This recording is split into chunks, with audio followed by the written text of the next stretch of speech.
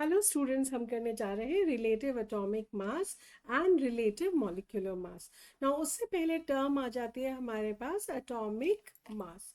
So atomic mass is actually atomic mass is actually expressed in terms of atomic mass unit. Okay, and one atomic mass, right, one atomic mass is referred as small u, is actually equal to 1/12th part of mass of one atom of carbon 12 isotope. और अगर हम इसको ठीक से लिखेंगे तो ये क्या आ जाएगा, ये हो जाएगा mass of one atom of carbon 12 isotope divided by 12. Okay, ना ये क्यों किया हमने, क्योंकि अगर हम कार्बन 12 आइसोटोप लेते हैं तो इसका जो मास है that is 12.00000 grams. Okay, so this is a whole number, right. Now इसको अगर हमने ले लिया, इसको हमने 12 पार्ट्स में, we have taken one, right, one atom of carbon, और हमने इसको डिवाइड कर दिया इनटू 12 इक्वल पार्ट्स। तो जो हमारा ये वन पार्ट आ गया that is one atomic mass unit. Okay, जब हम इसको सॉल्व करते हैं so one unit, now we know mass of one atom is how much, 1.9924 into 10⁻⁻23। ठीक है, इसको 12 से डिवाइड किया, so this will come out as 1.66 into 10 raised to power minus 24 grams. Okay, और further solve करेंगे, so this will be 1.66 into 10 raised to power minus 27 kilograms.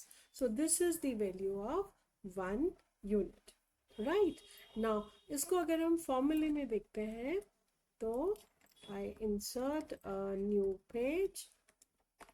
फॉर्मूले में देखेंगे तो हमारा जो एटॉमिक मास है और रिलेटिव एटॉमिक मास है, रिलेटिव एटॉमिक मास, तो relative atomic mass is actually a ratio, it is a ratio, right, with respect to the atomic mass of carbon 12। किसी भी हम एटम का निकालेंगे तो हम इसको डिफाइन करते हैं that relative atomic mass of an element, किसी एलिमेंट का ही निकालेंगे एटॉमिक मास, तो this is equal to the number of times the atom is heavier than 1/12th part of mass of carbon 12 atom।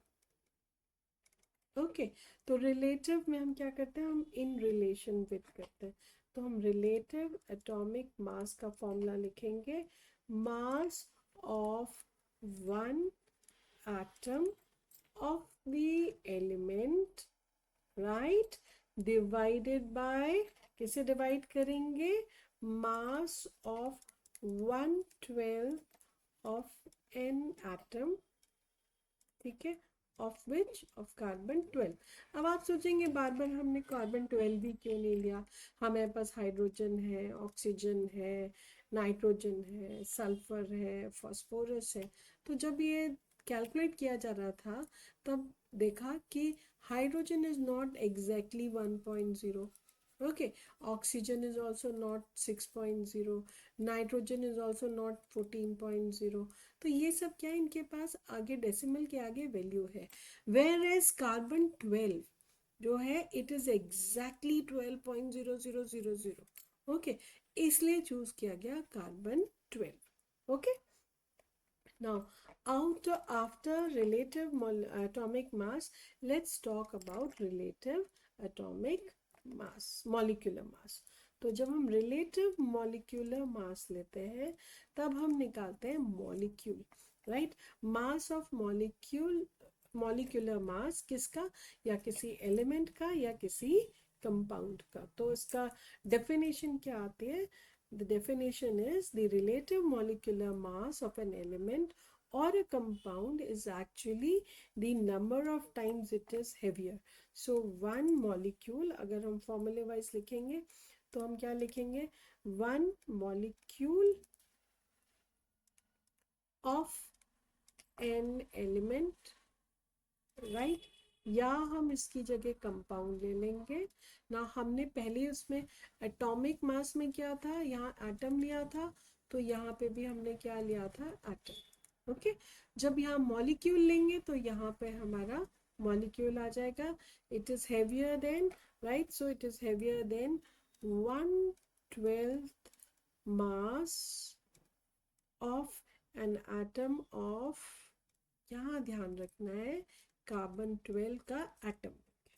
Okay, तो जब हम relative molecular मास निकालेंगे तब हम यहाँ पे मॉलिक्यूल लेंगे, राइट, और डिनोमिनेटर में हम वो सेम रखेंगे, mass of an atom of carbon 12। Okay, now अगर हम इसको कैलकुलेट करते हैं तो we have seen like relative molecular mass, तो ये तो हो गया हमारा एवरेज मॉलिक्यूलर मास, ठीक है। तो जब हम कैलकुलेट करते हैं, जैसे हमने निकाला कार्बन से, हमने निकाला कार्बन डाइऑक्साइड का, तो ये क्या हो जाएगा, मास ऑफ कार्बन डाइऑक्साइड निकालेंगे, इट इज यहाँ पे कार्बन कितने हैं, 1, so this will be atomic mass of carbon, right, into how much, 1, plus आ जाएगा atomic mass of oxygen, and how many are there, there are 2। Okay, अब हम इसको ऐड कर देंगे, एटॉमिक मास ऑफ कार्बन कितना है, 12 है, एटॉमिक मास ऑफ ऑक्सीजन 16 है, 2 से मल्टीप्लाई कर देंगे, सो व्हेन वी सॉल्व ये आ जाएगा हमारा 12 plus 32, it is equal to 44, right. Now this is 44U। Now जब हम इसको ग्राम्स में यूज करेंगे then it is known as gram atomic mass, और it is known as gram molecular mass. तो यूनिट हम यूज करेंगे when we are dealing in very little microscopic quantity, और जब हम मैक्रोस्कोपिक क्वांटिटी में यूज करेंगे तब हम उसको ग्राम्स में ले लेंगे। So we will use gram term, gram atomic mass और gram molecular mass. So we can say, अगर हमारा ऑक्सीजन है, से ऑक्सीजन लिखा 32 यूनिट, और वी कैन राइट 32 ग्राम्स, तो ये क्या हो गया, ये हो गया हमारा रिलेटिव मास यूनिट, और ये हो गया gram mass unit. Is this clear? Right? Okay. Thank you.